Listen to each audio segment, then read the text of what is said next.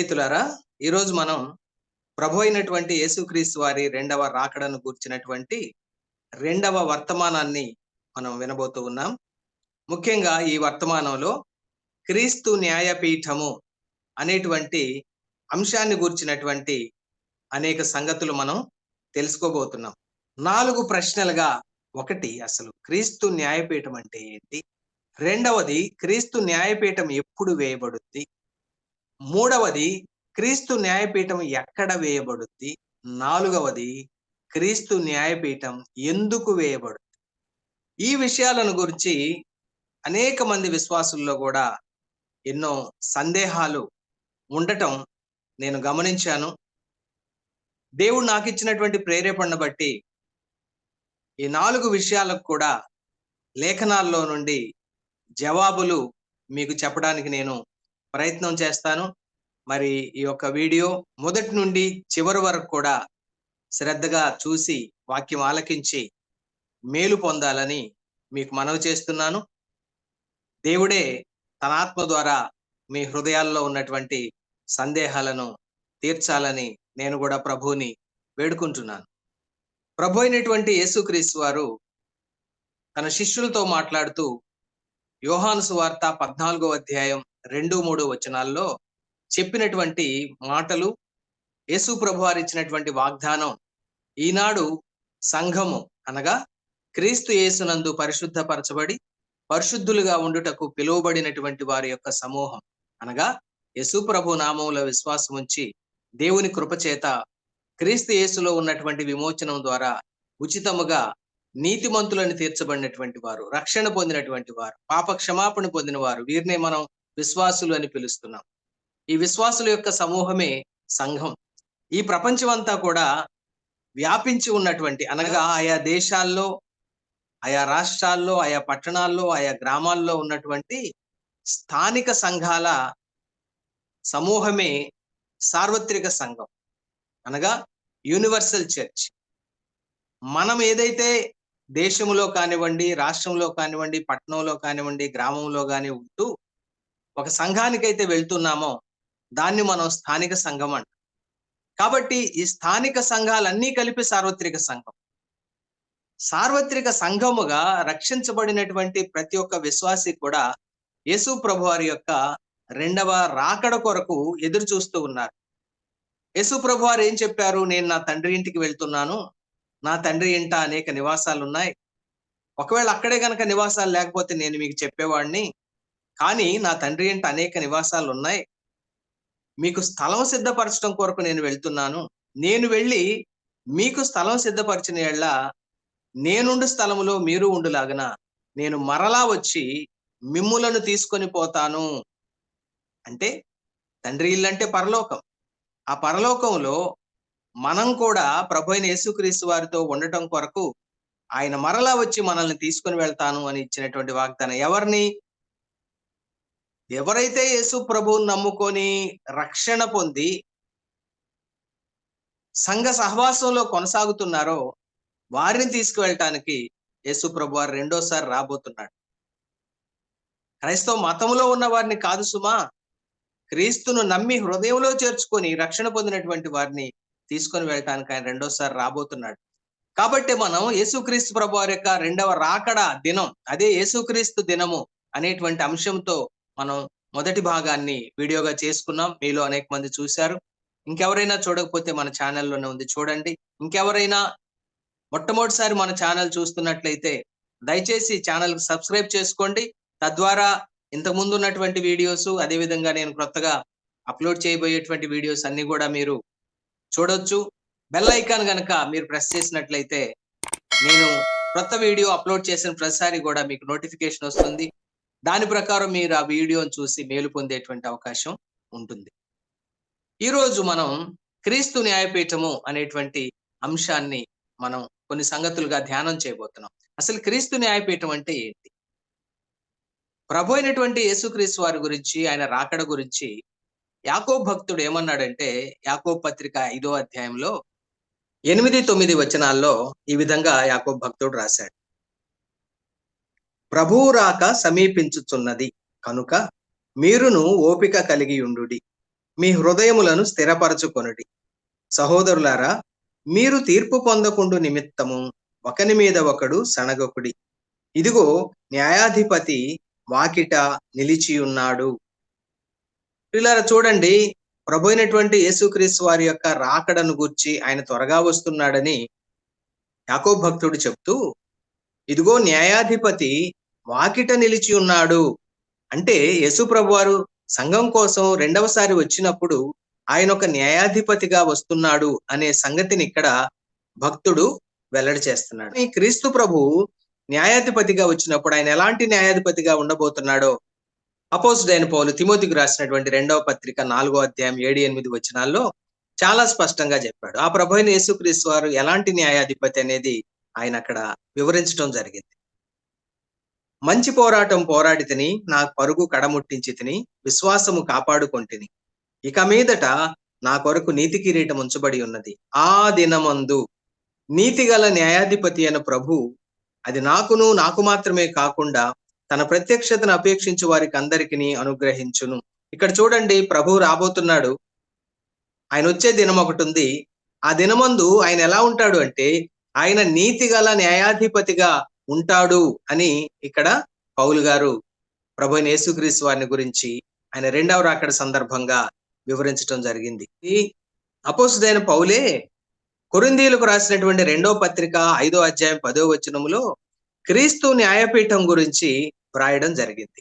యేసు ప్రభు వారు రెండవ రాకడలో న్యాయాధిపతిగా తన సంఘం కొరకు వచ్చినప్పుడు ఆయన ఒక న్యాయపీఠం మీద కూర్చుంటాడని, అది క్రీస్తు న్యాయపీఠం అనబడుతుందని మనము ఈ లేఖనాల ద్వారా తెలుసుకోగలుగుతున్నాం. న్యాయపీఠం మీద ఒక న్యాయమూర్తి, ఒక న్యాయాధిపతి ఎందుకు కూర్చుంటాడు?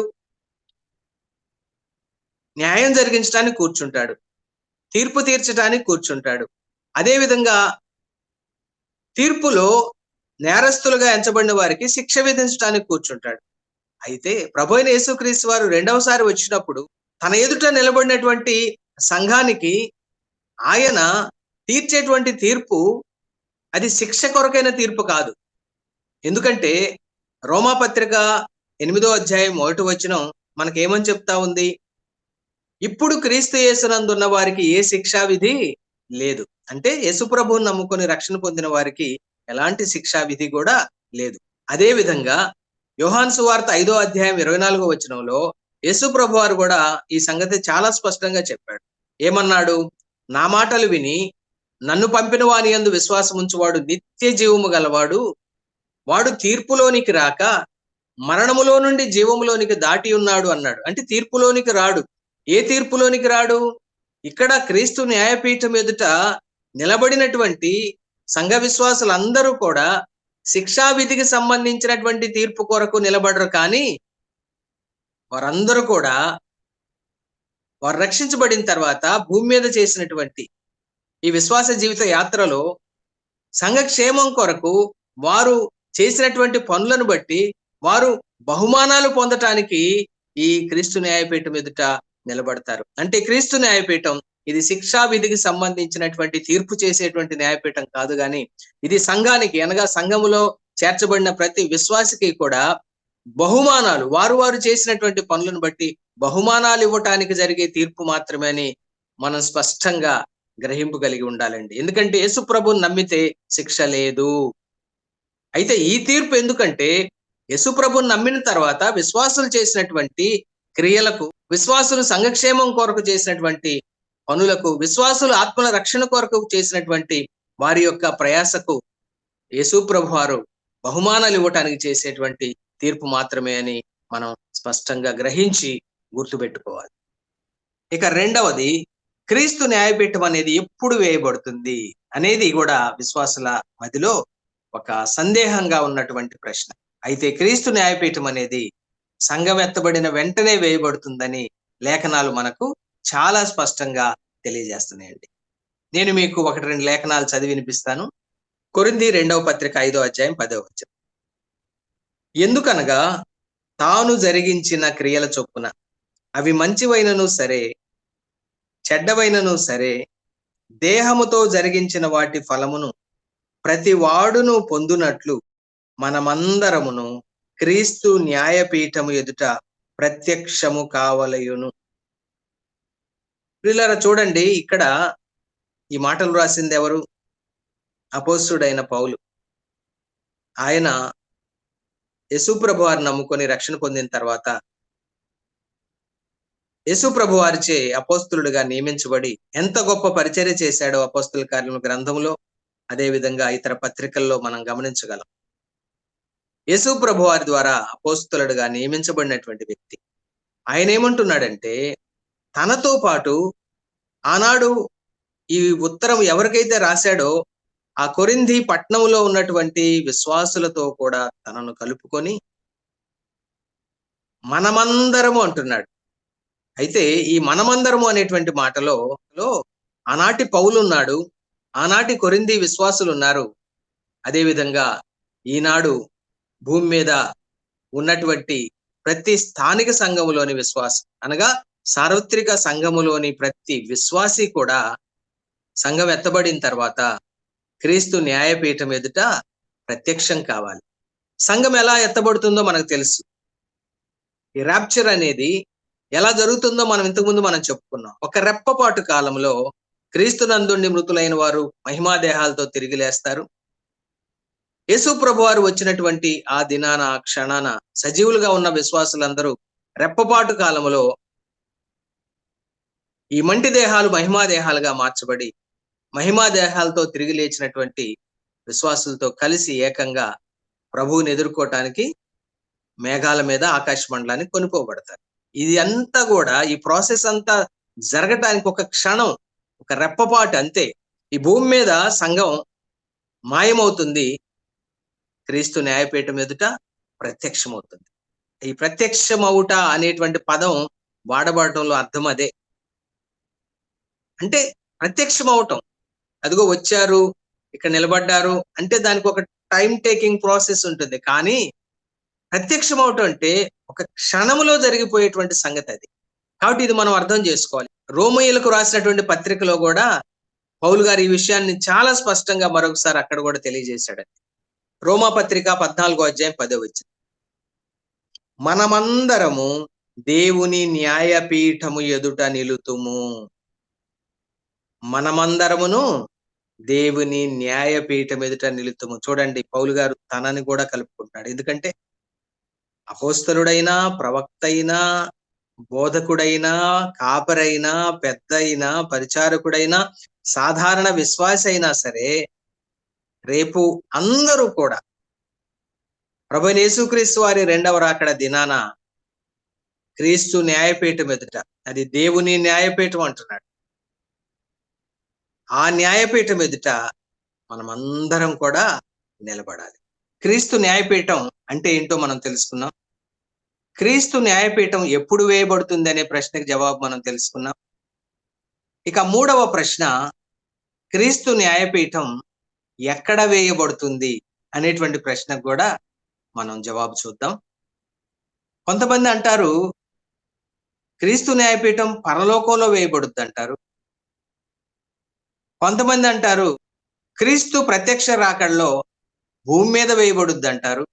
కానీ లేఖనాలు ఏం చెప్తున్నాయి అనేదే మనకి కావలసినటువంటి సంగతి. కాబట్టి లేఖనాల్లో నుండే దానికి జవాబు చూద్దాం. దీనికి జవాబు దెసలోనిక మొదటి పత్రిక 4వ అధ్యాయం 16-17 వచనాలు. యేసు ప్రభువారి యొక్క రెండవ రాకడలో ఏం జరగబోతుంది అని చెప్తూ సంఘం ఎక్కడికి వెళ్ళబోతుందని కూడా చాలా స్పష్టంగా పౌలు గారు రాశారు. అక్కడ ఒక మాట అంటాడండి, చాలా ముఖ్యమైన మాట. దెసలోనిక మొదటి పత్రిక 4వ అధ్యాయం 15వ వచనంలో, మేము ప్రభువు మాటను బట్టి మీతో చెప్పున్నదేమనగా అంటాడు. అంటే ఇవన్నీ కూడా స్వయంగా యేసు ప్రభువారు అపోస్తుడైనటువంటి పౌలుకు తెలియజేసినటువంటి తన యొక్క రెండవ రాకడను గూర్చినటువంటి సంగతి. పౌలు గారు ఇవి నా మాటలు అంటలేదు, నేను తెలుసుకున్నాను అంటలేదు, ప్రభువే నాకు ఈ సంగతులు వెల్లడి చేశాడు. తన యొక్క రెండవ రాకడలో ఏం జరగబోతుందో, సంఘం ఎలా ఎత్తబడబోతా ఉందో, ఎక్కడికి కొనిపోబడబోతా ఉందో, ఈ విషయాలన్నీ ప్రభువే అపోస్తుడైనటువంటి పౌలుకు తెలియచేయగా ఆయన ఆనాటి దెసలోనిక సంఘస్థులకు తెలియజేశాడు. తద్వారా ఈనాటి కాలం వరకు మరి సంఘం ఎంతవరకు భూమి మీద ఉంటుందో ఆ కాలం వరకు ఉండబోతున్న ప్రతి విశ్వాసికి కూడా ప్రభువు మాటను బట్టి పౌలు గారు తెలియజేసినటువంటి మాటలు అనేటువంటి దృఢ విశ్వాసాన్ని మనం కలిగి ఉండాలి. ఏం చెప్పాడు యేసు ప్రభు వారు పౌలు గారితో? తన రాకడ దినాన ఆ సమయాన ఏం జరగబోతుందని చెప్పాడు? 16-17 వచనాలు. ఆర్భాటముతోను ప్రధాన దూత శబ్దముతోను దేవుని బూరతోను పరలోకము నుండి ప్రభువు దిగివచ్చును. క్రీస్తునందుండి మృతులైన వారు మొదట లేతురు. ఆ మీదట సజీవులమై నిల్చుండు మనము వారితో కూడా ఏకముగా ప్రభువుని ఎదుర్కొనుటకు ఆకాశ మండలమునకు, ఈ మాట జాగ్రత్తగా వినండి, ప్రభువుని ఎదుర్కొనుటకు ఆకాశ మండలమునకు మేఘముల మీద కొనిపోబడుదుము. చూడండి, పరలోకానికి కాదు, సంఘం భూమి మీద తీసివేయబడిన తర్వాత ఎక్కడికి కొనిపోబడబోతా ఉంది సంఘం అంటే ఆకాశ మండలానికి కొనిపోబడబోతా ఉంది. అదే ఇంగ్లీష్ బైబిల్స్ లో ప్రతి ట్రాన్స్లేషన్ లో కూడా ఏమని రాసిందో మీకు ఒక్క మాట నేను జ్ఞాపకం చేస్తాను. For the lord himself will descend from heaven with a cry of command, with the voice of an archangel, and with the sound of the trumpet of God, and the dead in Christ will rise first. Then we who are alive, who are left, will be caught up together with them in the clouds to meet the Lord in the air. And so we will always be with the Lord. అంటే ఇక్కడ చాలా స్పష్టంగా ఏమని రాయబడతా ఉందంటే, will be caught up together with them in the clouds to meet the lord in the air. చూడండి, air అనేటువంటి ఈ పదమే ప్రతి ఇంగ్లీష్ ట్రాన్స్లేషన్ లో కూడా వాడబడింది. పిల్లరా, ఇంగ్లీష్ లో to meet the lord in the air అనేటువంటి ఆ పదం ప్రభువుని ఎదుర్కొనుటకు ఆకాశ మండలమునకు కొనిపోబడదేమో అని తెలుగులో ట్రాన్స్లేట్ చేయబడింది. అంటే ఆకాశ మండలం అంటే సంఘం ఈ భూమి మీద నుండి తీసివేయబడిన వెంటనే క్షణాల్లోనే క్రీస్తు న్యాయపీఠం ఎదుట ప్రత్యక్షమవుతుంది. అది ఎక్కడ వేయబడుతుంది అనేది ఈ మనం చదువుకున్నటువంటి లేఖన భాగాల్లో మనకి చాలా స్పష్టమైనటువంటి జవాబు దొరుకుతా ఉంది. అంటే సంఘము ఎత్తబడిన తర్వాత ఆకాశ మండలములో వేయబడినటువంటి క్రీస్తు న్యాయపీఠం ఎదుటకి ప్రత్యక్షమవుతుందని మనకు అర్థమవుతుంది. అంటే ఇక్కడ మనం తెలుసుకోవాల్సింది ఏంటి? ఖచ్చితంగా ఆకాశ మండలంలోనే క్రీస్తు న్యాయపీఠం వేయబడుతుంది అనటానికి మరొక రుజువు ఏంటంటే, ఇదే లేఖనాల్లో పౌలు గారు ఏమని చెప్పాడు? ఆర్భాటముతోను ప్రధాన దూత శబ్దముతోను దేవుని బూరతోను పరలోకము నుండి, అంటే ప్రభు అయినటువంటి యేసుక్రీస్తు వారు పునరుద్ధానుడైన తర్వాత 40వ దినాన పరలోకానికి ఆరోహణుడై వెళ్ళిన దినం మొదలుకొని కూడా ఆయన పరలోకంలో తండ్రి కుడిపార్శ్వాన కూర్చొని పరిశుద్ధుల కొరకు విజ్ఞాపన చేస్తున్నాడు. రెండవది, సంఘము కొరకు నివాసాలు సిద్ధం చేస్తున్నాడు. ఆ విధంగా నివాసాలు సిద్ధం చేసిన తర్వాత ఆయన పరలోకం నుండి దిగి వస్తాడు. ఎక్కడికి దిగి వస్తాడు? ఆకాశ మండలానికి దిగి వస్తాడు. ఈ క్రీస్తు న్యాయపీఠం మీద కూర్చున్నటువంటి యేసుక్రీస్తు ప్రభు ఎదుటకి సంఘం కొనిపోబడుతుంది. ఆయన ఎదుట సంఘం ప్రత్యక్షమవుతుంది. ఆయన ఎదుట సంఘం నిలబడుతుంది. కాబట్టి క్రీస్తు న్యాయపీఠం అనేది అటు పరలోకంలో వేయబడదు, ఇటు భూమి మీద వేయబడదు, కానీ ఆకాశ మండలములో క్రీస్తు న్యాయపీఠం అనేది వేయబడుద్దని లేఖనాలు మనకు చాలా స్పష్టంగా తెలియజేస్తున్నాయండి. పిల్లరా, మనకి ఇక్కడ ఒక సందేహం రావచ్చు. మనం ఆకాశ మండలానికి కొనిపోబడిన తర్వాత మనం క్రీస్తు న్యాయపీఠం ఎదుట నిలవబడతాము అని వ్రాయబడింది కదా. మనకు సందేహం రావచ్చు, అరే మనం ఆకాశ మండలంలో ఎలా నిలబడగలం అంటే ఇంగ్లీష్ ట్రాన్స్లేషన్ ఏమనుందండి? Will be caught up in to the air అని ఉంది కదా. అంటే ఆ గాలిలో ఎలా నిలబడగలం? ఆకాశ మండలంలో ఎలా నిలబడగలం మనం? నిజానికి ఈ భూమి ఆకర్షణ శక్తిని తప్పించుకొని ఈ శరీరం కొంచెమన్నా పైకి ఎగరగలదా? ఎగరలేదు కదా. మరి అలాంటిది మనందరం వెళ్ళి ఆకాశ మండలంలో ఎలా నిలవబడతాం అనేటువంటి సందేహం కూడా కొంతమందికి వస్తాం. అయితే ఇక్కడ మనం తెలుసుకోవాల్సింది ఏంటంటే, రేపు సంఘం ఎత్తబడేటప్పుడు క్రీస్తునందుండి మృతులై తిరిగి లేచిన వారైనా, సజీవులుగా ఉండి మార్పు పొందిన మనమైనా ఎలాంటి దేహాల్లోకి మనం మార్చబడతామంటే మహిమా దేహాలుగా ఈ మంటి దేహాలు మార్చబడబోతా ఉన్నాయి.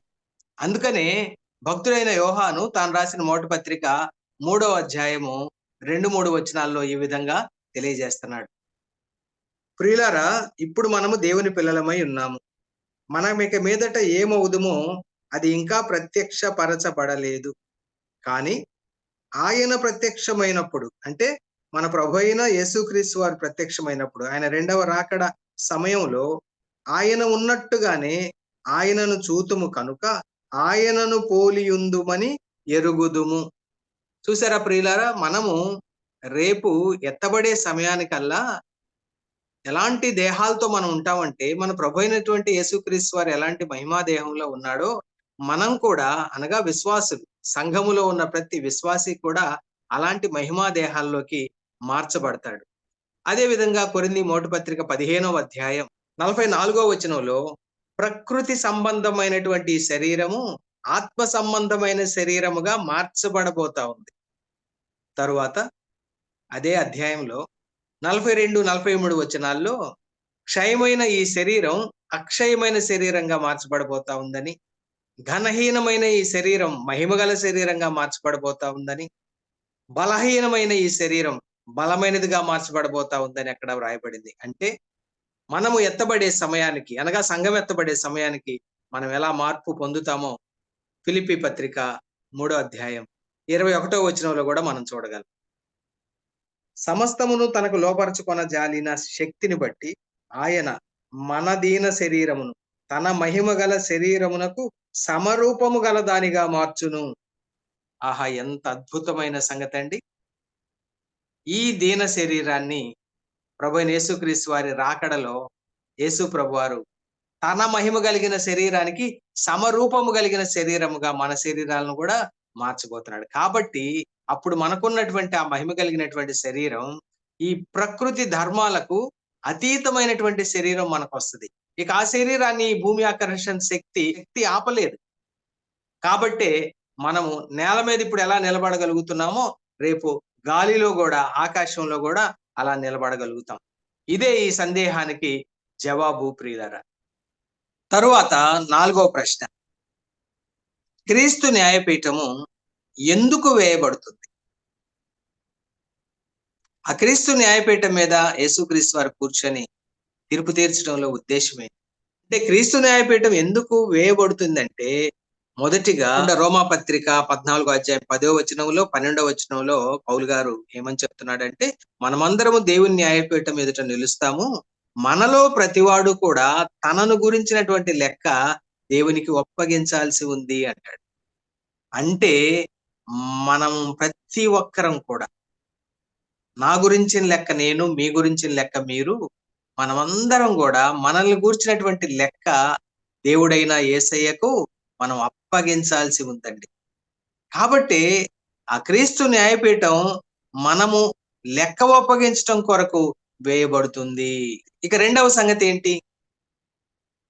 క్రీస్తు న్యాయపీఠం ఎందుకు వేయబడుతుందని ఇక రెండవ సంగతి చూద్దాము. కొరింథీ మొదటి పత్రిక 3వ అధ్యాయం 11-15 వచనాల వరకు ఉన్న సంగతులు మీకు చదివి వినిపిస్తాను. వేయబడినది తప్ప మరి ఒక పునాది ఎవడును వేయనేరడు, ఈ పునాది యేసుక్రీస్తే. ఎవడైనను ఈ పునాది మీద బంగారము, వెండి, వెలగల రాళ్ళు, కర్ర, గడ్డి, కొయ్యకాలు మొదలైన వాటితో కట్టిన ఎడల వాని పని కనబడును.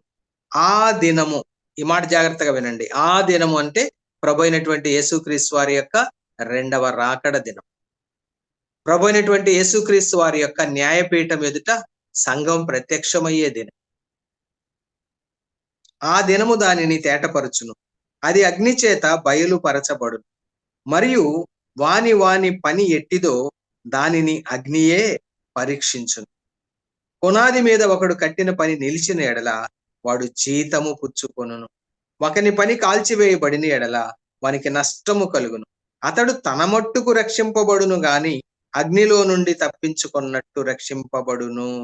ఆ క్రీస్తు న్యాయపీఠం ఎదుట మన పని పరీక్షింపబడుతుంది. కాబట్టి మన పనిని పరీక్షించటానికి ఆ క్రీస్తు న్యాయపీఠం వేయబడుతుంది అని మనం తెలుసుకోవాలి. మన పని అంటే రక్షించబడిన దగ్గర నుండి కూడా మనము ఆత్మల రక్షణ కొరకు ఏ పని చేసాం? రక్షించబడిన దగ్గర నుండి కూడా సంఘ క్షేమం కొరకు మనం ఏ పని చేసాం? రక్షింపబడిన దగ్గర నుండి కూడా మన తోటి సహోదరి సహోదరుల మేలు కొరకు మనం ఏం చేసాం? కొరింథీ మొదటి పత్రిక 15 అధ్యాయం 58 వచనంలో అపోస్తుడైన పౌలు గారు ఒక అద్భుతమైన సంగతిని తెలియజేశాడు. కాగా నా ప్రియ సహోదరులారా, మీ ప్రయాసము ప్రభువునందు వ్యర్థము కాదని ఎరిగి స్థిరులను కదలని వారును ప్రభువు కార్యాభివృద్ధి యందు ఎప్పటికీ ఆసక్తులునై ఉండుడి. చూడండి, ప్రభు కార్యాభివృద్ధి యందు ఎప్పటికీ ఆసక్తులై ఉండండి. అంటే మనం రక్షించబడిన దినం మొదలుకొని మనం చనిపోయే దినం వరకు, లేదా మనం చనిపోకముందే ప్రభు వస్తే మనం రక్షించబడిన దినం మొదలుకొని యేసు ప్రభు వారి యొక్క రెండవ రాకడ దినం వరకు కూడా మనం ప్రభువు కార్యాభివృద్ధి యందు ఆసక్తులమై ఉండాలి. ఆ విధంగా ఆసక్తులై ఉన్నటువంటి వారి పని పరీక్షించబడేటువంటి దినం అది. చూడండి, ప్రతి విశ్వాసి చేసే పని కూడా ఆనాడు కనబడుద్దంట. మనం ఇప్పుడే చదువుకున్నాం కదా, కొరింథీ మొదటి పత్రిక 3 అధ్యాయం 13 వచనంలో వాని వాని పని కనబడును. ప్రియ సహోదరుడా, ప్రియ సహోదరి, ఒకవేళ నీవు సంఘంలో చేస్తున్న పని నీ సంఘ కాపరి గుర్తించకపోవచ్చు. ప్రియ సహోదరి, ఒకవేళ నువ్వు సంఘంలో చేస్తున్న పని నీ సంఘ పెద్దలు గుర్తించకపోవచ్చు, సంఘ పరిచారకులు గుర్తించకపోవచ్చు. కానీ ప్రభువు ప్రతి విషయాన్ని, మీరు చేసే ప్రతి పనిని గమనిస్తున్నాడు. ఫలితం ఇచ్చేది ప్రభు. కాబట్టి ప్రభు కార్యాభివృద్ధి యందు ఎప్పటికీ ఆసక్తులమై ఉన్నట్లయితే రేపు మన పని పరీక్షించబడుద్ది, అగ్ని చేత పరీక్షించబడుద్ది. ఈ అగ్ని దేవుని యొక్క సాన్నిధ్యాన్ని మనం చూపిస్తా ఉంది. ఈ అగ్ని దైవత్వాన్ని మనకు చూపిస్తా ఉంది. అంటే దేవుడే ఆ పనిని పరీక్షిస్తాడు అనేటువంటి విషయాన్ని ఈ అగ్ని పరీక్ష అనేటువంటి మాట మనకు తెలియజేస్తాడు. రక్షించబడిన ప్రతి విశ్వాసికి కూడా దేవుడు కృపావరాలు ఇస్తున్నాడు. ఎందుకంటే సంఘములో పలు విధాలైనటువంటి పరిచర్యలు ఉన్నాయి, సంఘములో పలు రకాలైనటువంటి కార్యాలు. ఇవన్నీ చేయడం కొరకు దేవుడు యేసు ప్రభువు నమ్మిన ప్రతి విశ్వాసికి కూడా కృపావరాలు, తలాంతులు ఇస్తున్నాడు. కాబట్టి దేవుడు తమకిచ్చినటువంటి తలాంతులను సంఘ క్షేమాభివృద్ధి కొరకు ఎవరైతే వినియోగిస్తారో, ప్రయాసపడతారో, పాటుపడతారో వారి పని ఆ దినాన క్రీస్తు న్యాయపీఠం ఎదుట కనబడుద్ది. ఆ కనబడినటువంటి పనిని అగ్ని పరీక్షిస్తుంది. ఒకని పని గనక కాలిపోతే, ఒకవేళ మీరు అడగొచ్చు, అదేంటండి చేసిన పని ఎందుకు కాలిపోద్ది అంటే, ఆ పని నువ్వు చేసావు గాని చేయడం వెనుకున్నటువంటి నీ ఉద్దేశం ఏంటి? నేనేదో గొప్ప పనిమంతుడు అనిపించుకోవడానికి చేస్తున్నావా? నేనేదో గొప్ప భక్తుడిని అనిపించుకోవడానికి చేస్తున్నావా? లేదా ఇది నా యేసయ్య పని, సంఘం యేసయ్యది, ఈ సంఘ క్షేమం కొరకు నేను పాటుపడాలి. యేసు ప్రభు శిలువలో చేసినటువంటి ఆ బలియాగం వృధాగా పోకుండా కొన్ని ఆత్మలకు నేను రక్షణ సువార్త వినిపించి కొన్ని ఆత్మలను నేను ప్రభువులోకి తీసుకురావాలి అనేటువంటి సదుద్దేశంతో నిస్వార్థంగా చేస్తున్నావా? దీన్ని బట్టి రేపు నీ పని కాలిపోకుండా ఉండటమో, లేదా దానికి విరుద్ధంగా చేస్తే కాలిపోవటమో జరుగుతుంది. నీవు చేసిన పని గనక అగ్ని పరీక్షలో కాలిపోతే నీకు నష్టం వస్తుంది. నీ మట్టుకు నీవు అగ్నిలో నుండి లాగినట్టు రక్షించబడతావు, పరలోకానికి వెళ్తావు, అందులో ఎటువంటి సందేహం లేదు. ఎందుకంటే నువ్వు హృదయపూర్వకంగా యేసు ప్రభువుని విశ్వసించి ఆయన రక్తంలో నీవు కడగబడ్డావు కాబట్టి, రక్షించబడ్డావు కాబట్టి. అయితే నీ పని కాలిపోతే నీకు నష్టం, నీకు రావాల్సిన జీతం నష్టం, నీకు రావాల్సిన బహుమానాలు, కిరీటాలు అన్నీ నష్టమే. నీ మట్టుకు నువ్వు పరలోకానికి వెళ్తావు. ఇది సంతోషమా? అయితే ఒకని పని అగ్ని పరీక్షలో గనక నిలిస్తే అతడు జీతము పుచ్చుకొనును అని రాశాడు. కాబట్టి క్రీస్తు న్యాయపీఠం ఎందుకు వేయబడుద్ది అనేది రెండవ సంగతి ఏంటంటే, ప్రతి విశ్వాసి చేసినటువంటి పని పరీక్షించటం కోసం క్రీస్తు న్యాయపీఠం వేయబడు. ఇక క్రీస్తు న్యాయపీఠం ఎందుకు వేయబడుద్ది అనేటువంటి ప్రశ్నలో మూడవ సంగతి ఏంటంటే, మనకు జీతాలు ఇవ్వటానికి. అవునండి, యేసు ప్రభువారు ఏమన్నారు? ఇదిగో నేను త్వరగా వచ్చుచున్నాను, ప్రతి వానికి వాని వాని క్రియ చొప్పున నేను సిద్ధపరిచిన జీతం నా యొద్ద ఉన్నది అన్నాడు. అంటే ఆయన జీతం తీసుకొని వస్తున్నాడు. కొరింథీ మొదటి పత్రిక 3 అధ్యాయం 14 కూడా పౌలు గారు ఏం చెప్పాడండి? పునాది మీద ఒకడు కట్టిన పని నిలిచిన ఎడల వాడు జీతము పుచ్చుకొనును. చూడండి, పని కాల్చివేయబడితే నష్టం, కానీ క్రీస్తు అనే పునాది మీద ఒకడు కట్టిన పని అది నిలిస్తే అతడు జీతము పుచ్చుకొను. అలాగైతే ప్రియ సహోదరి సహోదరులారా, మన ప్రభు మన కొరకు, అంటే మనం యథార్థంగా నిస్వార్థంతో సంఘక్షేమం కొరకు చేసినటువంటి పనికి జీతం ఇవ్వబోతున్నాడు. అలాగైతే క్రీస్తు న్యాయపీఠం విశ్వాసులకు జీతాలు ఇవ్వడం కొరకు వేయబడుతుంది అని మనం తెలుసుకోవాలి. ఇక క్రీస్తు న్యాయపీఠం ఎందుకు వేయబడుతుంది అనే దానికి 4వ సంగతి, మనకు బహుమానాలు ఇవ్వటానికి అది వేయబడబోతా ఉంది. యెషయా గ్రంథం 40వ అధ్యాయం 10వ వచనం. ఇదిగో తన బాహువే తన పక్షమున ఏలుచుండగా ప్రభువు యెహోవా తానే శక్తి సంపన్నుడై వచ్చును. ఆయన ఇచ్చు బహుమానము ఆయన యొద్ద ఉన్నది. చూడండి, యెషయా ప్రవక్త ప్రవచన రూపములో ప్రభు అయినటువంటి యేసుక్రీస్తు వారి యొక్క 2వ రాకడను గూర్చి ప్రవచిస్తూ ఉన్నాడు. ఆయన ఏమని ప్రవచించాడు? ఆయన ఇచ్చు బహుమానము ఆయన యొద్ద ఉన్నది. చూసారా ప్రియులారా, బహుమానాలు తీసుకొని వస్తున్నాడు ప్రభు అయిన యేసుక్రీస్తు వారు. ఆ 2వ రాకడలో క్రీస్తు న్యాయపీఠం ఎదుట నిలబడినటువంటి సంఘానికి, అనగా విశ్వాసులకు బహుమానాలు ఇవ్వబోతున్నాడు వాళ్ళండి. మరొక లేఖన భాగాన్ని మీకు చూపిస్తాను. అపోస్తుడైన పౌలు కొరింథీయులకు రాసిన మొదటి పత్రిక 9వ అధ్యాయం 24వ వచనం. పందెపు రంగమందు పరిగెత్తు వారందరూ పరిగెత్తుదురు గాని ఒక్కడే బహుమానము పొందునని మీకు తెలియదా? అటువలే మీరు బహుమానము పొందునట్లుగా పరిగెత్తుడి.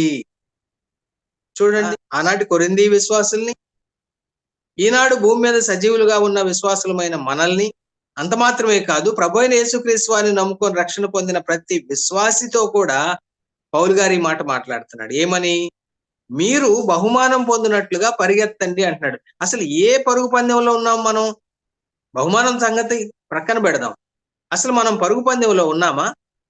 ఒక్క మాట చూడండి, అపోస్తుడైన పౌలు హెబ్రీయులకు రాసినటువంటి పత్రిక 12వ అధ్యాయం మొదటి 2 వచనాలు. ఇంత గొప్ప సాక్షి సమూహము మేఘము వలె మనలను ఆవరించి ఉన్నందున మనము కూడా ప్రతి భారమును సులువుగా చిక్కులు పెట్టు పాపమును విడిచిపెట్టి విశ్వాసమునకు కర్తయు దాని కొనసాగించువాడైన యేసు వైపు చూచుచు మన ఎదుట ఉంచబడిన పందెములో ఓపికతో పరిగెత్తుదము. చూడండి ప్రియులారా, మన ఎదుట ఉంచబడిన పందెములో ఓపికతో పరిగెత్తుదాం అంటున్నాడు. ఏంటి మన ఎదుట ఉంచబడిన పందెం? విశ్వాస జీవితం అనేటువంటి పందెం. ఇది పరుగుతో పోల్చబడింది. కాబట్టి ఇక్కడ ఏమంటున్నాడు పౌలు గారంటే, ఓపికతో పరిగెత్తాలి. కొరింథీయులతో మాట్లాడితే ఏం చెప్పాడు? బహుమానం పొందినట్లుగా పరిగెత్తాలి అన్నాడు.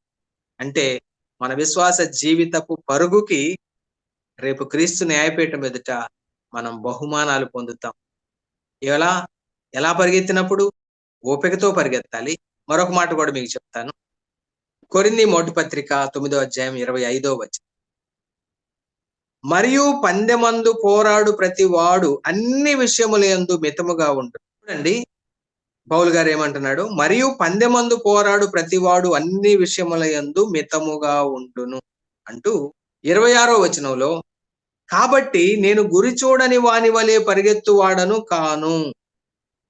చూడండి, అంటే గురి చూచి పరిగెత్తాలి, పందెపు రంగమందు మితముగా ఉండి పరిగెత్తాలి. మరొక మాట కూడా నేను మీకు జ్ఞాపకం చేస్తాను. పౌలు గారు ఏమంటున్నాడంటే ఫిలిప్పీ పత్రిక 3వ అధ్యాయం 14వ వచనంలో, క్రీస్తు యేసునందు దేవుని ఉన్నతమైన పిలుపునకు కలుగు బహుమానమును పొందవలనని గురి యొద్దకే పరిగెత్తుచున్నాను. చూడండి, కొరింథీయులతో చెప్పిన గురి ఇదే. మన ప్రభు అయిన యేసుక్రీస్తే మన గురి. ఆయనే మన విశ్వాసం ఉన్న కర్త, దాన్ని కొనసాగించేవాడు. ఆయన వైపు గురిగా ఉన్నటువంటి యేసుక్రీస్తు ప్రభు వారి వైపు చూస్తూ మన ముందు ఉంచబడినటువంటి పరుగు పందెములో ఓపికతో పరిగెత్తాలి, మితముగా పరిగెత్తాలి, గురి చూసి గురి యొద్దకే పరిగెత్తాలి, బహుమానం పొందినట్లుగా పరిగెత్తాలి. కాబట్టి ప్రియ సహోదరి సహోదరులారా, క్రీస్తు న్యాయపీఠం ఎందుకు వేయబడుతుందంటే మనకు బహుమానాలు ఇవ్వటానికి వేయబడుద్దనే సంగతి మనం తెలుసుకున్నాం. ఇక క్రీస్తు న్యాయపీఠం ఎందుకు వేయబడుద్ది అనేది 5వ సంగతి మనం తెలుసుకుందాం. తిమోతి 2వ పత్రిక 4వ అధ్యాయం 7-8 వచనాలు చదువుతున్నాను. మంచి పోరాటము పోరాడి తిని నా పరుగు కడముట్టించి తిని విశ్వాసము కాపాడుకొంటిని. ఇక మీదట నా కొరకు నీతి కిరీటం ఉంచబడి ఉన్నది. ఆ దినమందు నీతిగల న్యాయాధిపతి అయిన ప్రభు అది నాకు మాత్రమే కాకుండా తన ప్రత్యక్షతను అపేక్షించు వారికి అందరికీ అనుగ్రహించును. ప్రియులారా, చూడండి మరో సంతోషకరమైన సంగతి. ఎందుకు క్రీస్తు న్యాయపీఠం వేయబడుతుందంటే మనకు కిరీటాలు ఇవ్వడానికి. పౌలు గారు ఎంత ఒక దృఢమైనటువంటి విశ్వాసంతో చెప్తున్నాడంటే, నేను మంచి పోరాటం పోరాడాను కాబట్టి, నా విశ్వాసాన్ని కాపాడుకున్నాను కాబట్టి, నా పరుగును తుదముట్టించాను కాబట్టి, ఇక మీదట నా కొరకు ఆ ప్రభువైన యేసుక్రీస్తు వారు నీతి కిరీటాన్ని సిద్ధం చేసి ఉంచాడు అని చెప్తున్నాడు. అక్కడితో ఆయన ఆగిపోలేదు, కానీ నా కొరకు మాత్రమే కాదు, ఆయన ప్రత్యక్షతను అనగా ఆయన రెండో రాకడని, యేసయ్య యొక్క రెండవ రాకడని ఆశతో అపేక్షించేటువంటి ప్రతి ఒక్కరికి కూడా ఆయన ఈ విధంగా కిరీటాలు సిద్ధం చేసి ఉంచాడు అని చెప్తున్నారు. మరొక సంగతిని కూడా మీకు జ్ఞాపకం చేస్తాను. యాకోబు రాసిన పత్రిక 1:12 వచనం.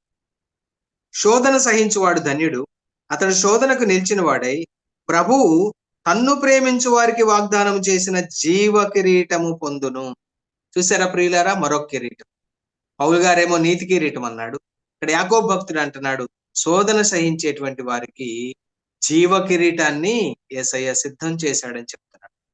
శోధన సహించు వారికి మాత్రమే కాదు, ప్రభువు తన్ను ప్రేమించు వారికి వాగ్దానం చేసిన జీవ కిరీటం అంటాడు.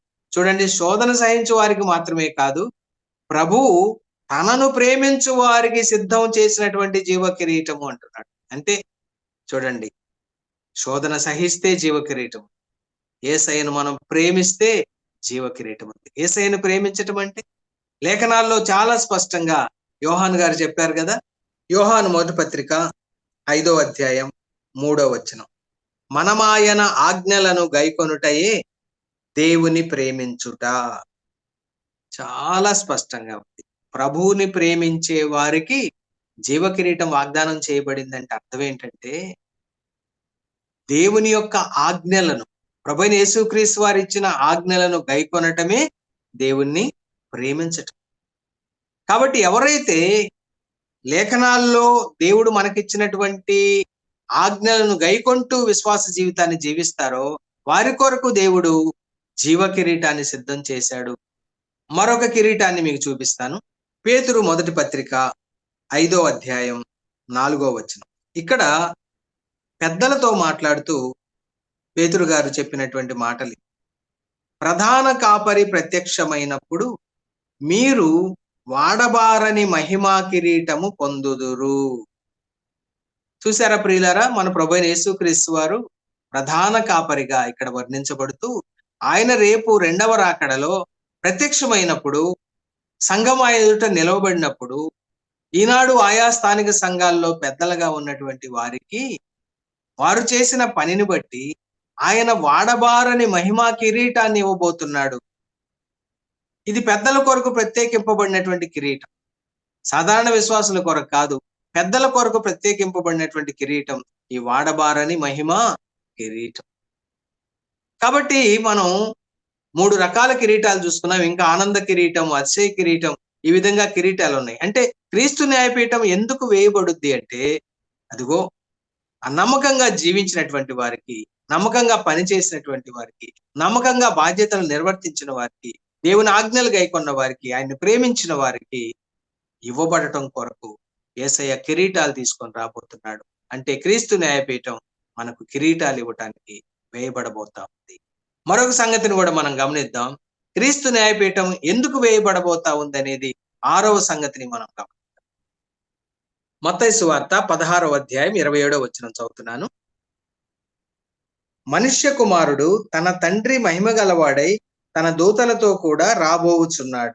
అప్పుడు ఆయన ఎవని క్రియల చొప్పున వానికి ఫలమిచ్చును.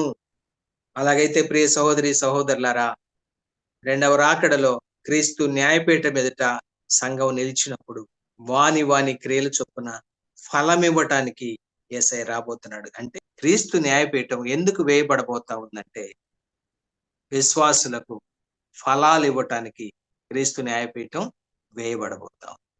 ప్రభు అయిన యేసుక్రీస్తు వారి రెండవ రాకడలో వేయబడబోతున్నటువంటి క్రీస్తు న్యాయపీఠాన్ని గురించి కొన్ని సంగతులు మనం ధ్యానం చేశాం. 4 ప్రశ్నలుగా మనం ఈ సంగతిని ధ్యానం చేశాం. ఒకటి, అసలు క్రీస్తు న్యాయపీఠం అంటే ఏంటి? రెండవది, క్రీస్తు న్యాయపీఠం ఎప్పుడు వేయబడుద్ది? మూడవది, క్రీస్తు న్యాయపీఠం ఎక్కడ వేయబడుద్ది? నాలుగవది, క్రీస్తు న్యాయపీఠం ఎందుకు వేయబడుద్ది? ఈ 4 ప్రశ్నలకు కూడా లేఖనాల్లో నుండి మనము జవాబులు గమనించాం ప్రియులారా. దేవుడు తన మాటలను దీవించును గాక. వాక్యం విన్న మీ అందరికి కూడా మరొక్కసారి ప్రభు అయిన యేసుక్రీస్తు వారి నామం పేరిట వందనాలు తెలియజేసుకుంటున్నాను.